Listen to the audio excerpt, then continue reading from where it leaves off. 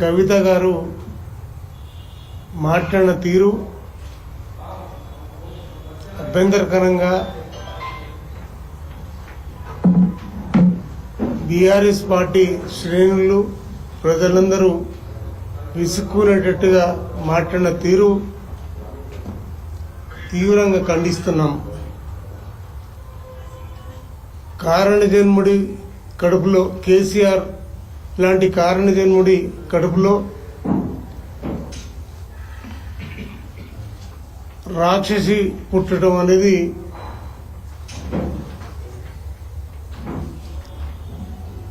బాధాకరం.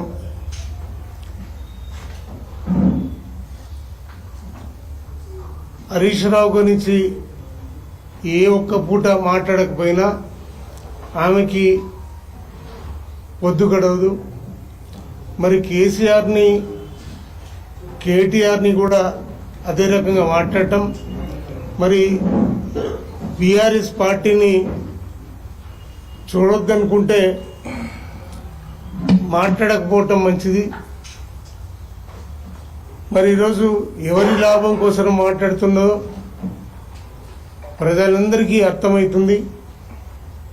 ఈరోజు ఆమె మాట్లాడే మాట తీరు ఎవరి కళ్ళల్లో ఆనందం చుట్టానికో ఎవరిని సంతోషపెట్టానికో కూడా ప్రజలకి అర్థమవుతుంది. నిజామాబాద్లో చెల్లని రూపాయి మెదక్లో ఏ రకంగా చెల్లుతుంది? ఈరోజు మెదక్లో 7 స్థానాలని గెలిపించుకొని హరీష్ రావు గారు ఈ జిల్లా ప్రజల మనసుల్లో నిలిచినటువంటి వ్యక్తి. మరి కర్మ అని మాట్లాడుతూ ఉన్నావు. నువ్వు జైలుకు వెళ్ళటం నీ కర్మ కాదా? మరి నువ్వు ఎంపీగా గెలవకపోవటం నీ కర్మ కాదా? ఇప్పుడు ఎన్నిపోటుదారురాలిగా మిగిలిపోవటం నీ కర్మ అని మేము అనుకోవటం తప్పేం కాదు. నువ్వు ఎవరు వదిలిన మానవో మరి ప్రజలకు అందరికీ అర్థమవుతా ఉంది. ఎట్టి పరిస్థితుల్లో ఈ సమాజం నిన్ను క్షమించకూడని తప్పులు చేస్తా ఉన్నావు. మరి నువ్వు ఇప్పటికైనా మానుకోకపోతే మరి రాష్ట్ర వ్యాప్తంగా బీఆర్ఎస్ కార్యకర్తలు కూడా మరి నీ గురించి అన్ని విషయాలు మాట్లాడక తప్పదు, మాట్లాడతారని హెచ్చరిస్తున్నాం. ఇప్పటికైనా బేషరతుగా బీఆర్ఎస్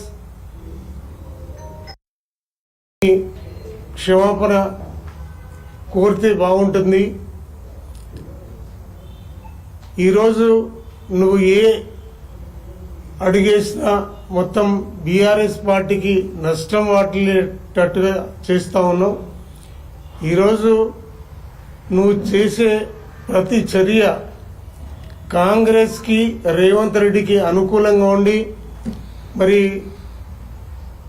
రేవంత్తో నీ వ్యాపార లావాదేవీలు సక్రమంగా ఉండేందుకు మరి ఆ బంధాన్ని అట్లనే కాపాడుకోవటానికి ఈరోజు హరీష్ రావు గారిని, కేటీఆర్ని, కేసీఆర్ని విమర్శించడం తగదని ఈ సందర్భంగా హెచ్చరిస్తా ఉన్నాం. ఇప్పుడు గౌరవనీయులు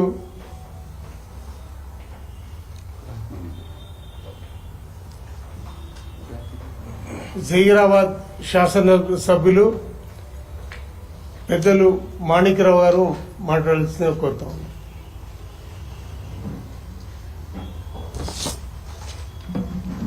మీడియా మిత్రులకి నమస్కారం. నిన్నటి రోజు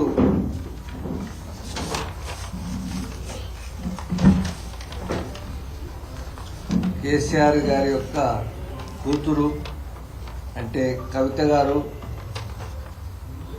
కేసీఆర్ని కన్న తండ్రిని, అదేవిధంగా సొంత అన్నని ఇంత విచ్ఛిన్నమవుతున్నది.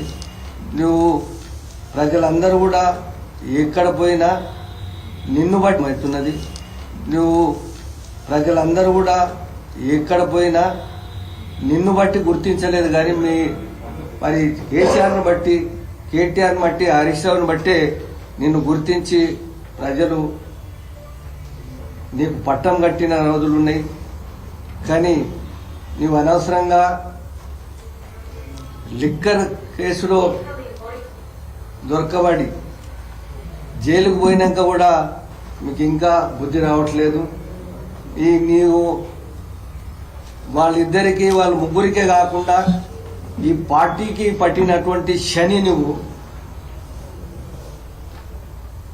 ఏదైతే నీవు చేస్తున్న ఈ ఎంపీగా గెలవడం అది నీవు నీ చేతులారా బోడగొట్టుకోవడం. ఎవరిని కూడా అందరి మరి ఇంచుమించు వాళ్ళు నామినేషన్ కట్టున్నారు కాబట్టి అంటే నీ గర్వం ఎంతవరకు వచ్చిందో నీ గర్వమే నీకు నాశనం అవుతుంది. కాబట్టి కవిత గారు మీరు ఆలోచించండి. నీ వ్యాపారాల కోసం కానీ దీనికోసం కానీ నువ్వు ఎవరితోని మరి ఎటువంటి మరి సంబంధం ఉన్నాయో తెలియదు, కానీ నేను ఎవరు ఇట్లా ప్రొవోక్ చేస్తున్నారో తెలియదు. కానీ మీరు దయచేసి మీరు ఇటువంటి కన్న తండ్రి మీద, కన్న తల్లిదండ్రి మీద వాళ్ళ కన్నీటు మంచిది కాదు. తండ్రి కన్నీటు కానీ తల్లి కన్నీరు కానీ మంచిది కాదు. నీవు ఏదైనా కూడా ఇటువంటి మరి ముఖ్యంగా గత ఎన్నికల్లో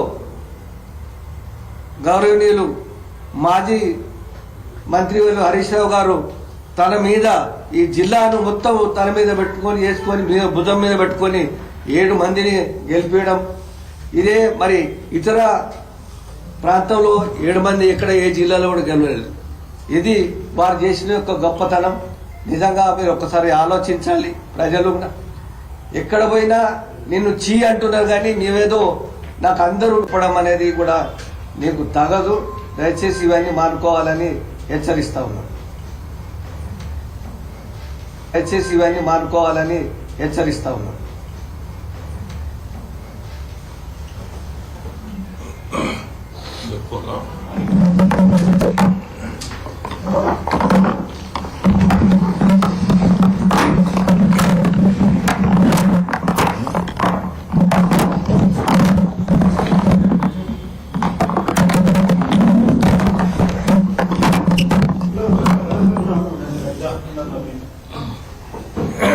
అందరికీ నమస్కారం.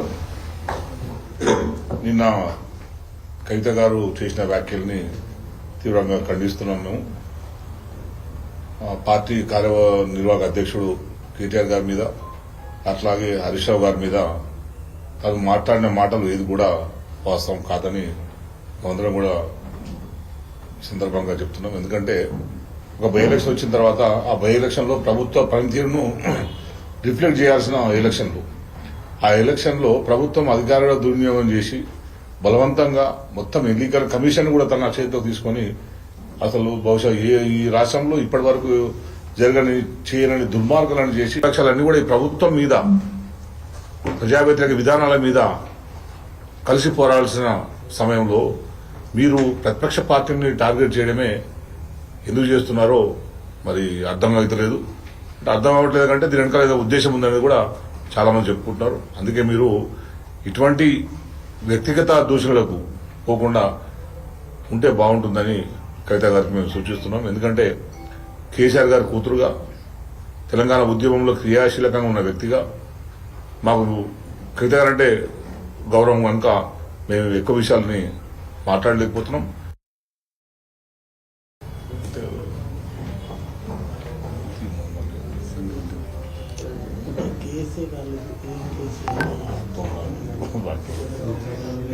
జైపాల్ మాట్లాడు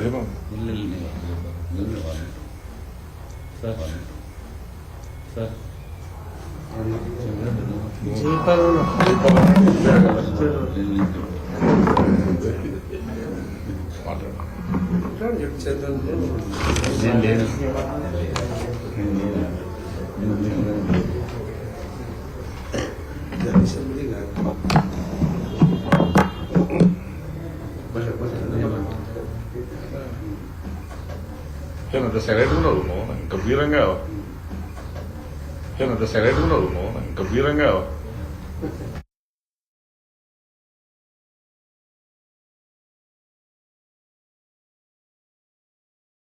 అంటే ఎంత తీవ్రంగా ఆమె మీద వ్యతిరేకత ఉండి ఎంత అవినీతికి పాల్పడ్డది అనే దానికి ఇది ఒక్కటి నిదర్శనం.